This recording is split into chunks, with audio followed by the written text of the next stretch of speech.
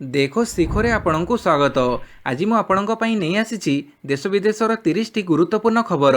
Number 1 April 25ରୁ ICSE ISC ପରୀକ୍ଷା। CISC ଦ୍ୱାରା ପରିଚାଳିତ ଆଇସିଏସସି ଓ ଆଇଏସସି ସେମିଷ୍ଟାର 2 ପରୀକ୍ଷା ଏପ୍ରିଲ 25ରୁ ଆରମ୍ଭ ହେବ। ଦଶମ ପରୀକ୍ଷା 25ରୁ ଆରମ୍ଭ ହୋଇ ମେ 23ରେ ସରିବ। ପୂର୍ବାହ୍ନ 11ଟାରୁ ପରୀକ୍ଷା ଆରମ୍ଭ ହେବ ଓ ଏହାର ଅବଧି 1.5 ଘଣ୍ଟା ଧାର୍ଯ୍ୟ କରାଯାଇଛି।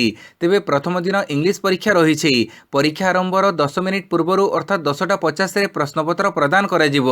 ସେହିପରି ଦ୍ୱାଦଶ ପରୀକ୍ଷା ଏପ୍ରିଲ 25ରୁ ଆରମ୍ଭ ହୋଇ ଜୁନ୍ 6 ପର୍ଯ୍ୟନ୍ତ ଚାଲିବ। ଏହି ପରୀକ୍ଷା ଅପରାହ୍ନ 2ଟାରୁ ଆରମ୍ଭ ହେବାକୁ ଥିବାବେଳେ 1:50ରେ ପ୍ରଶ୍ନପତ୍ର ପ୍ରଦାନ କରାଯିବ। ପ୍ରଶ୍ନପତ୍ର ପଢ଼ିବାକୁ ପରୀକ୍ଷାର୍ଥୀଙ୍କୁ 10 ମିନିଟ୍ ସମୟ ଦିଆଯିବ। ଏହି ପରୀକ୍ଷା ଅବଧି ମଧ୍ୟ 1.5 ଘଣ୍ଟା ଧାର୍ଯ୍ୟ କରାଯାଇଛି। ଏନେଇ ସିଆଇଏସସି ପକ୍ଷରୁ ବିଜ୍ଞପ୍ତି ପ୍ରକାଶ ପାଇଛି। ପରୀକ୍ଷା ସମ୍ପର୍କିତ ସମସ୍ତ ସୂଚନା ଓ କାର୍ଯ୍ୟସୂଚୀ ସିଆଇଏସସି ୱେବସାଇଟ୍ CISCE.orgରେ ଉପଲବ୍ଧ ରହିଛି। ନମ୍ବର 2 ବିଏମ୍ସି ନିର୍ବାଚନ, କଂଗ୍ରେସ ଜାରି କଲା ପ୍ରାର୍ଥୀ ତାଲିକା। ଭୁବନେଶ୍ୱର ମହାନଗର ନିଗମ ନିର୍ବାଚନ ପାଇଁ ଶାସକ ବିଜେଡି ଓ ବିଜେପି ଏପର୍ଯ୍ୟନ୍ତ ନିଜର ମେୟର ଓ କର୍ପୋରେଟର ପ୍ରାର୍ଥୀ ଚୂଡ଼ାନ୍ତ କରିନଥିବା ବେଳେ କଂଗ୍ରେସ କାଲି ପ୍ରଥମ ପର୍ଯ୍ୟାୟରେ ନିଜର ମେୟର ପ୍ରାର୍ଥୀଙ୍କ ସହ 30 ଜଣ କର୍ପୋରେଟରଙ୍କ ନାଁ ଘୋଷଣା କରିଛି। ଦଳ କାଲି ପୂର୍ବାହ୍ନରେ ମଧୁସ୍ମିତା ଆଚାର୍ଯ୍ୟଙ୍କୁ ମେୟର ପ୍ରାର୍ଥୀ ଭାବେ ଘୋଷଣା କରିଥିବା ବେଳେ ସନ୍ଧ୍ୟାରେ ପ୍ରଥମ ପର୍ଯ୍ୟାୟରେ 30ଟି ୱାର୍ଡ ପାଇଁ ଦଳୀୟ କର୍ପୋରେଟର ପ୍ରାର୍ଥୀଙ୍କ ତାଲିକା ଜାରି କରିଛି। ନମ୍ବର 3 ଆଜି ସବୁ ନିର୍ବାଚନ ମଣ୍ଡଳୀରେ ବିଜେଡି ପାଳିବ ବିଜୁ ଜୟନ୍ତୀ।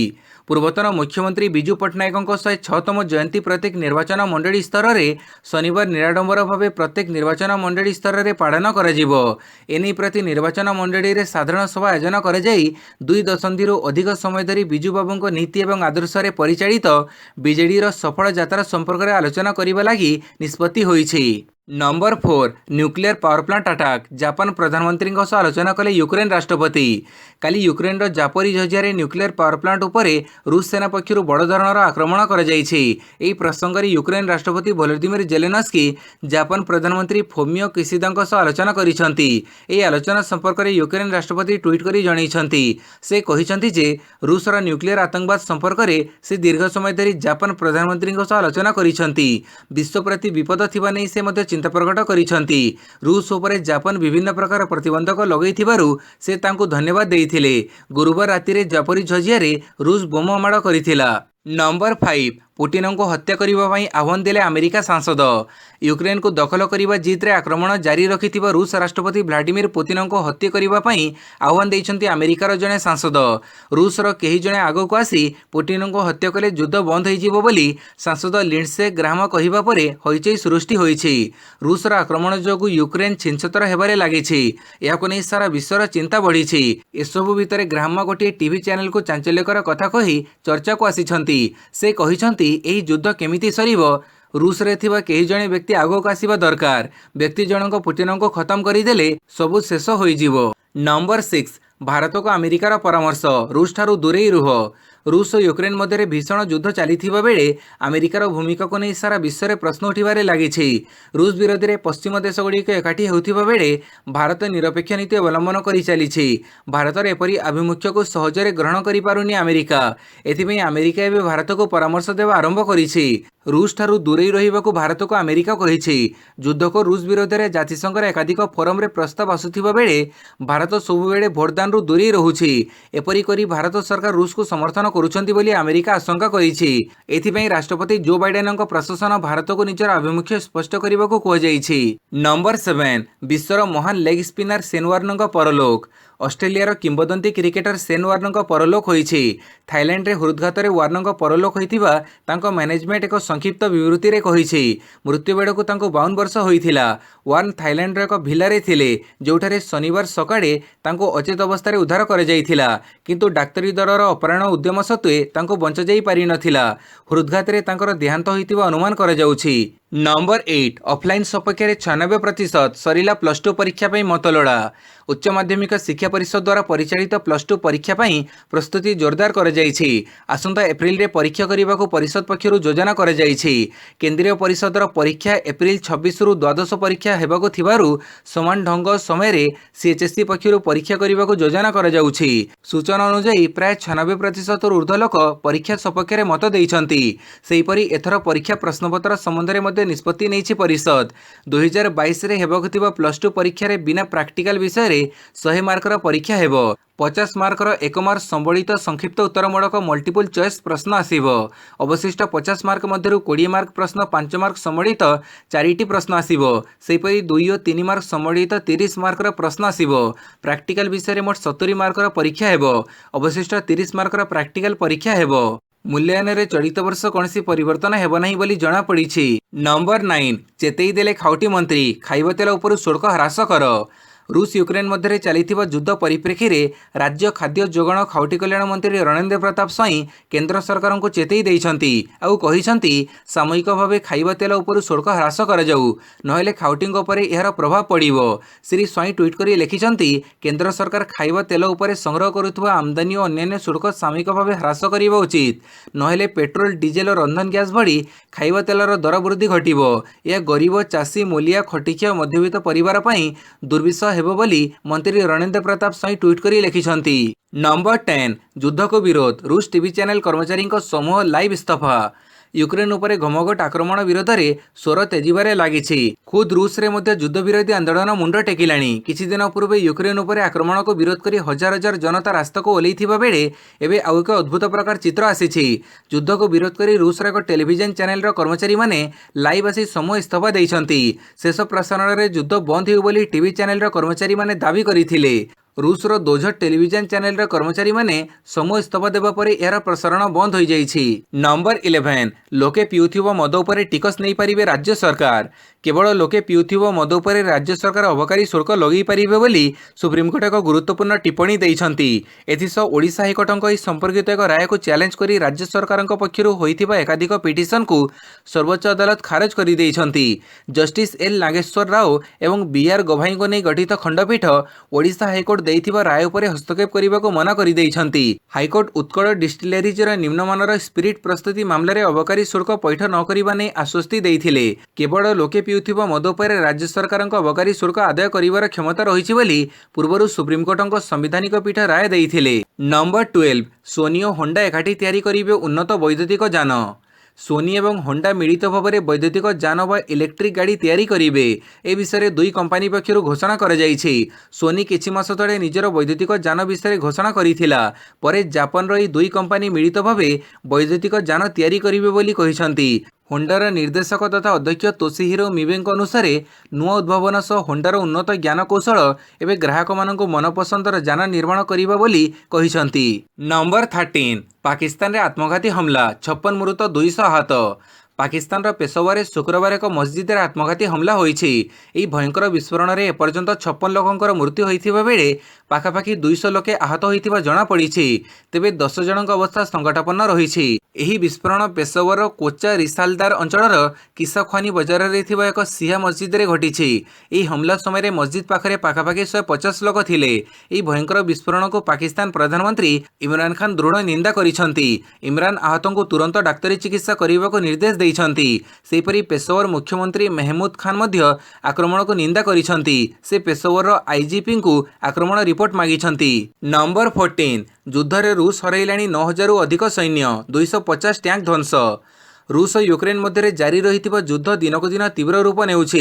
रूस एवं आणविक शक्ति केन्द्रगुड़ी को निजर नियंत्रण को नेउथिबारु सारा यूरोप में विपद सृष्टि होइछि। गत गुरुवार आरंभ होइथिबा युद्ध काली नवम दिन में पहुंची। हेले युद्ध आरंभर 8 दिन भितर रूस व्यापक क्षति सहिथिबा यूक्रेन सरकार दावी करिसंती।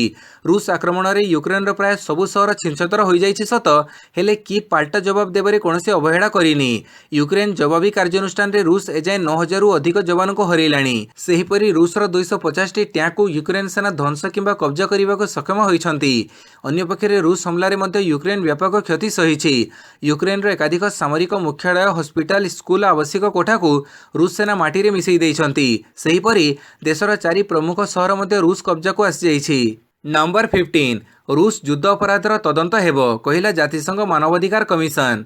मिलित जातिसंघ मानवाधिकार कमिशन बैठक में यूक्रेन रे रूस चलैथिबा युद्ध अपराध गुड़िकर तदंत पई एक निरपेक्ष अंतर्जातीय तदंत कमिशन गठन करिबा पई निष्पत्ति निया जाइछि। तेबे एही बैठक में अनुष्ठित भोटदान रु भारत विरत रहिथिला। 47 सदस्य विशिष्ट यूएनएचआरसी रे प्रस्ताव सपक्ष में 32 भोट विपक्ष में 2 भोट पड़ीथिला। 13टी देश भोटदान रु विरत रहिथिले। एही देश मानक मध्य अछंती भारत, पाकिस्तान, चीन, वेनेजुएला, सुदान। नंबर 16 तेल दर वृद्धि अभियोग नहीं जोगाण विभाग पक्षर तेल डाली गोदाम उपर चढ़ऊ। खाइबा तेलर अहेतुक दर वृद्धि अभियोग नहीं काली कटक जिला जोगाण विभाग पक्षर मालगोदामर विभिन्न तेल डाली गोदाम उपर चढ़ऊ कर 3 ରୁ 4ଟି ଗୋଦାମରେ କେତେକ ଷ୍ଟକ୍ ରହିଛି ତାର ଯାଞ୍ଚ କରାଯାଇଥିଲା। ତେବେ ଖାଇବା ତେଲ, ସୋରିଷ ତେଲ, ସୂର୍ଯ୍ୟମୁଖୀ, ପାମୋଲିନ୍ ଆଦି ତେଲ ମହଜୁଦ ରହିଥିବା ଜଣାପଡ଼ିଛି। ତେବେ ସେମାନଙ୍କ କିଣା ଦର ରୁଚିଗୋଲ୍ଡ ଲିଟର ପିଛା 141 ରୁ 145 ଥିବା ବେଳେ ସେମାନେ 145 ରୁ 150 ଟଙ୍କାରେ ବିକ୍ରି କରୁଥିବା ଓ ରିଟେଲର ମାନେ ଏହାକୁ 148 ରୁ 155 ଟଙ୍କାରେ ବିକ୍ରି କରୁଥିବା ଯୋଗାଣ ବିଭାଗ ସୂଚନା ଦେଇଛି। ନମ୍ବର 17 ବାରାଣାସୀରେ ମୋଦିଙ୍କ ବିଶାଳ ରୋଡ୍ ଶୋ। उत्तर प्रदेश में शेष पर्याय निर्वाचन पर प्रधानमंत्री नरेंद्र मोदी काली वाराणसी में माराथन प्रचार करिसेंती। बीजेपी प्रार्थी प्रचार करिथिबा मोदी काली एक विशाल रोड शो करथिले। वाराणसी में मार्च 7 रे निर्वाचन रही। पड़ोसी मिर्जापुर एक बड़ रैली रे उद्बोधन दे निज लोकसभा क्षेत्र वाराणसी को फेरीथिले मोदी। यह अवसर में से एठारे एक विशाल रोड शो मध्य करथिले। एही रैली रे बहु संख्यार कर्मी और जनता सामिल होइथिले। प्रधानमंत्री कारकेट गहड़ी भितर यात्रा करिथिला। नंबर 18 भागलपुर में भयंकर विस्फोरण 7 मृत। बिहार भागलपुर एक भयंकर विस्फोरण होइथिबा नै खबर मिली। गतकाली विलंबित राति एक बहुतल अट्टालिकार तृतीय महलार यह विस्फोरण घटिथिबा बेले एथिरे 7 जनकर मृत्यु होइछि। एसो प्राय 12 जन आहत मध्य होइछन्ति। विस्फोरण पर निकटरे थिबा किछि घर मध्य क्षतिग्रस्त होइछि। पड़ोशी कहवा अनुसार एही घरे विस्फोरक तैयारी करा जाउथिला। पीड़ित परिवार विस्फोरक तैयारी और बिक्रीर व्यवसाय करुथिले। एही घटना तातापुर पुलिस थाना अंतर्गत अंचल में घटिछि। भागलपुर जिलापाल कहवा अनुसार यह घटन 2टी घर क्षतिग्रस्त होइछि। नंबर 19 पोलाभरम प्रकल्प खूब शीघ्र सारिबा पई मोदी सरकार बद्धपरिकर कहिले केंद्रमंत्री। पोलाभरम प्रकल्प को नहीं दीर्घ दिन धरी ओडिशा और आंध्र मध्य विवाद शीतल अवस्था थिबा बेले एबे यह टिके ताजा होइछि। विवादीय पोलाभरम को नहीं समाधान सूत्र बाहरी नथिबा बेले प्रकल्प को समर्थन करी काम आगे नेबाकू प्रतिश्रुति दैछन्ति केंद्रमंत्री।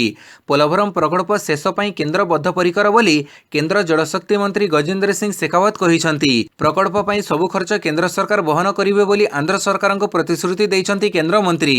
पोलाभरम प्रकल्प कार्यर समीक्षा करी यह कहिसन्ति केंद्रमंत्री। प्रकल्प साइट रे समीक्षा बेले तांको सह आंध्र मुख्यमंत्री एस जगनमोहन रेड्डी मध्य उपस्थित थिले। नंबर 20 7 दिन युद्ध मध्य यूक्रेन राष्ट्रपति को 3 थर हेलाणी हत्या उद्यम। रूस और यूक्रेन मध्य लगी युद्ध शुक्रवार को 9म दिन में पहुंची। एहारी मध्य अनेक यूक्रेन और रूस सेना प्राण हरि सारी। हेले टाइम्स ऑफ लंडन रिपोर्ट एवं समस्त को चकित कर गणमाध्यम रिपोर्ट मुताबक युद्ध आरंभ होवर 7 दिन मध्य यूक्रेन राष्ट्रपति वोलोडिमिर जेलेनस्की को 3 थर हत्या उद्यम कर प्रतिथर हत्याकारी बर्ती जाइछन्ति जेलेनस्की। रिपोर्ट रे दाबी करा जायछि कि जेलेनस्की को हत्या उद्यम फेल मारिबा पछरे रूस नागरिकंकर हाथ रहिछि। सेपटे कह जायछि कि जेलेनस्की को हत्या करने को क्रेमलिन भड़ारे 400 सैनिक आनी की पठैछन्ति। कह जाउछि कि जेलेनस्की को हत्या करने को वेगनर ग्रुप नामक एक घरोई सेना को पुतिन नियुक्त करिसन्ति। सेमानकु निर्देश दिया जायछि कि जेलेनस्की को व्यतीत 23 जन यूक्रेन अधिकारी को हत्या कर। नंबर 21 एबे भी वार जोन रे फसिछन्ति हजारे भारतीय। एबे भी यूक्रेन रो वार जोन रे प्राय 1000 भारतीय फसिछन्ति। सोमियो इलाका रे 700 और खार्किव रे 300 जन फसिछन्ति। पूर्व यूक्रेन रे एही जगह रे भारतीय माने फसिथिबा केंद्र सरकार कहिछन्ति। सेमानकु बस जगे उद्धार करी सुरक्षित स्थान को नेबा बड़ चैलेंज बोली केंद्र सरकार कहिछन्ति। सब शेष रे रहि जाइथिबा व्यक्ति को उद्धार पई उद्यम जारी रहिबो वैदेशिक मंत्रालय मुखपात्र अरिंदम बागची कहिछन्ति। से कहिछन्ति जे यूक्रेन रु छात्रों को उद्धार करिबा हमर प्राथमिक लक्ष्य। भारत सरकार पक्षरु गाइडलाइन जारी परे 18,000 भारतीय यूक्रेन छाड़ी सारिलेनी। नंबर 22 कड़ाहांडी रे पहुंचला डॉक्टर फसल यूरिया प्रथम rake. Matix fertilisers and chemicals limited द्वारा निर्मित डॉक्टर फसल यूरिया प्रथम रेक कड़ाहांडी जिले में पहुंची। अनेक समय चाषी आवश्यक मुताबक यूरिया जोगाण हो पारु नथिला। डॉक्टर फसल यूरिया पदार्पण कला परे कड़ाहांडी चाषी आवश्यकता पूरण क्षेत्र में अनेक परिमाण में सहायक हेबो बोली कृषि विभाग सूत्ररु प्रकाश। प्रथम रेक रे 2020 मेट्रिक टन यूरिया पहुंची बोली कंपनीर deputy sales manager Ramanand Kumar प्रकाश करिसन्ति। नंबर 23 जियोफोन नेक्स्ट एबे ओडिशा रे। एबे ओडिशा मार्केट को आसीछि एक नुआ स्मार्टफोन जार नाम रही जियोफोन नेक्स्ट। गूगल और जियो मिलित भाव यह विकसित करिसन्ति। ओडिशार 7,000 रु अधिक मोबाइल स्टोर उपलब्ध। जियो स्टोर, जियो पॉइंट, रिलायंस डिजिटल स्टोर और जियो सेंटर सहित अनेक दुकान में यह मिलुछि। व्यापक भाव उपलब्ध होथिबारु निज फीचर फोन को स्मार्टफोन रे अपग्रेड करि हेबो। ग्राहक मानक पई एही फोन श्रेष्ठ डिजिटल अनुभूतिर बाट फिटेइबो जहाँकि सेमाने घरे बसी यह हासिल करि परिबे। निज वर्ग में सबुठु सुलभ स्मार्टफोन भाव परिचित जियोफोन जिओफोन नेक्स्ट केवल 6499 टंकार बजार में उपलब्ध होउछि। तेबे स्वल्प मासिक किस्ती किणवाक चाहूबा ग्राहक मैंने मात्र 1999 टंका दे जिओफोन नेक्स्ट किणिपारे और बड़का टंका को 18 कि 24 मासर सहज किस्ती माध्यम देपारे। नंबर 24 बीजेडी रे जोगदेले विशिष्ट शिक्षाविद शांति मंजरी देई। बीजेडी रे जोग देइछंती देवगढ़ विशिष्ट शिक्षाविद शांति मंजरी देई। मुख्यमंत्री नवीन पट्टनायक विभिन्न जनकल्याणकारी योजना समस्त को बीजेडी प्रति आकृष्ट करिछि। तेबे श्रीमती देई काली विधिबद्ध भावे बीजेडी रे जोग देइछंती।